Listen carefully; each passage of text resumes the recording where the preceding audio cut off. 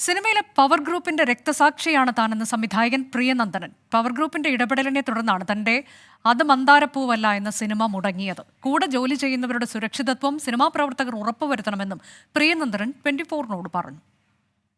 Power group എന്ന് പറഞ്ഞു കഴിഞ്ഞാൽ എൻ്റെ രണ്ടാമത്തെ സിനിമ എന്ന് വെച്ചാൽ നെയ്ത്തുകാരന് ശേഷം ഞാൻ 2004 ഉണ്ടായൊരു സിനിമ എന്ന് പറയുന്നത് അത് മന്ദാരപ്പൂവല്ല എന്ന് പറയുന്ന ഒരു സിനിമയാണ്. അതിൽ പൃഥ്വിരാജും കാവ്യ മാധവനൊക്കെ ആയിരുന്നു നായിക എന്നൊക്കെ പറയുന്നത് അവരായിരുന്നു.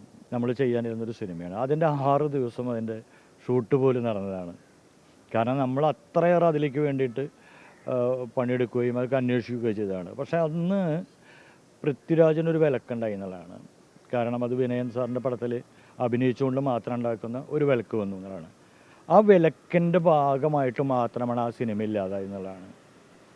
അപ്പോൾ ആരാണ് അതിൻ്റെ പുറകിലുണ്ടായിരുന്ന പവർ ഗ്രൂപ്പ് എന്നുള്ളത് അപ്പോൾ നമ്മൾക്ക് ഇഷ്ടപ്പെട്ടില്ലെങ്കിൽ അല്ലെങ്കിൽ ഒരാൾ വേറൊരു രീതിയിൽ നമുക്ക് എതിർപ്പുള്ള ഒരാളുണ്ടെങ്കിൽ അവർ നിഷ്പ്രയാസം ഇല്ലാതാക്കാൻ പറ്റുമെന്നുള്ളതിൻ്റെ ഒരു രക്തസാക്ഷിയല്ലേ. ഞാൻ സത്യത്തിൽ അതിൻ്റെ ഒരു രക്തസാക്ഷിയാണ്.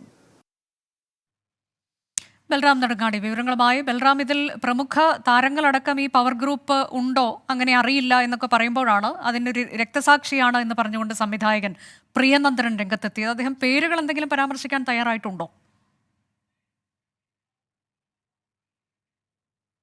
അനുജ, തീർച്ചയായും ഇത് തന്നെയാണ് ഇതിൽ ശ്രദ്ധേയമാകുന്ന കാര്യം.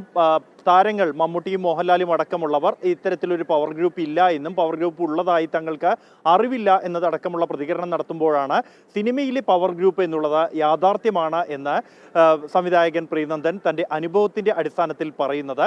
അദ്ദേഹത്തിൻ്റെ 2004 രണ്ടാമത്തെ സിനിമ ആയ അത് മന്ദാരപ്പൂവല്ല എന്ന സിനിമ, അത് പൃഥ്വിരാജും കാവ്യ മാധവനും നായകന്മാരായാണ് സിനിമ നിശ്ചയിച്ചത്.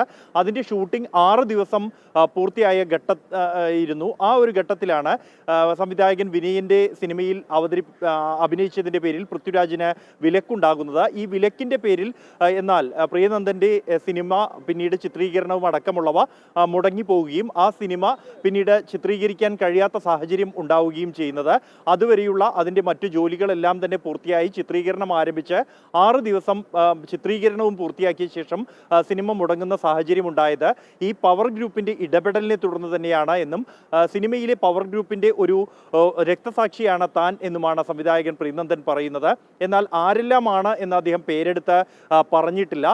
അതേസമയം തങ്ങൾക്ക് താല്പര്യമില്ലാത്ത, ഇഷ്ടമില്ലാത്ത, എതിരെയുള്ള ഒരാൾ സിനിമയിലുണ്ടായാൽ ആ സിനിമ തന്നെ മുടക്കാൻ കെൽപ്പുള്ള ഒരു പവർ ഗ്രൂപ്പ് അത് സിനിമയിൽ യാഥാർത്ഥ്യമാണ് എന്ന് തന്നെയാണ് പ്രിയനന്ദൻ വ്യക്തമാക്കുന്നത്.